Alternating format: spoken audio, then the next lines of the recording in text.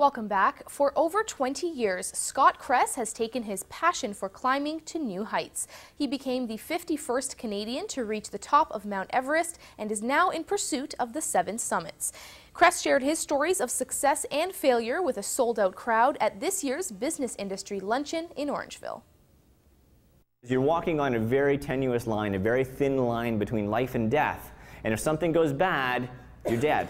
So we knew that they didn't want to be up there during the afternoon when the storms could come in. So we set a time of 1 o'clock. That's their turnaround time. We talked to them on the radio. They were still far away from the summit. They weren't going to make it. So they made the right decision and they turned around and they came back down to our base camp.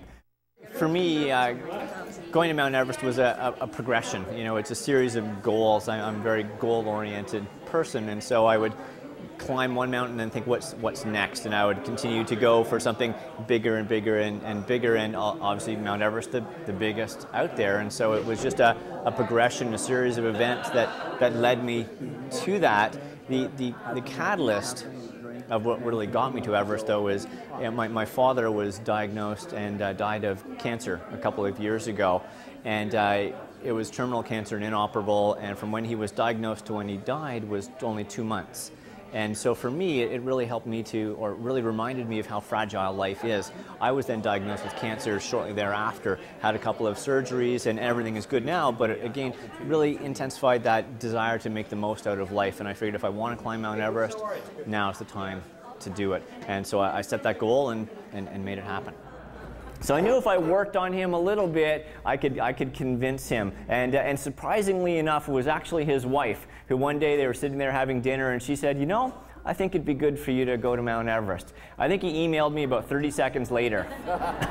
And he said, here's my money, I'm giving it to you now so she can't take it back.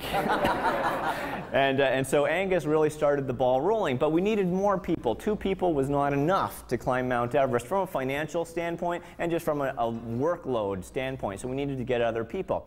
There were challenges of illness, you know, people getting sick on the trek in and having to support those team members to make it to base camp. There were challenges with the military when we got to base camp and having our phones confiscated and being told what we could do and what we couldn't do and how we dealt with that together as a team. And then just the whole, you know, personal physical challenges in climbing the mountain is the most difficult thing that I've ever done. And so the psychological, mental, emotional part of that is as big, if not bigger, than the physical part of it. So you really need to be strong emotionally, mentally, in order to overcome those physical challenges so you can get to the top. And working together as a team was really part of that. You're at the same altitude that jetliners, commercial jetliners, fly at. Bringing my experiences on Everest into the world, the work world, as far as the presentations that I do, the training that I do, was a very natural fit. The base camp of Mount Everest is a great laboratory for examining leadership and teamwork, and you can really see very clearly the teams that are working well and the teams that aren't working well. You can see how leadership has an impact on those teams' performance and their ultimate success. It's a very black and white world. You can really see the cause and effect relationship, whereas back in the business world, we can't always see that cause and effect relationship. It's muddied by all kinds of different factors. So for me, it really clarified the power of leadership, the power of teamwork, and Everest just made it a really easy and interesting story to tell. And I think it's interesting for people, but they also walk away having, you know, learned something about themselves and how they can better perform in leadership or in a team environment. 15 to 20. We try to have a general rotation between politicians, economists, and motivational speakers.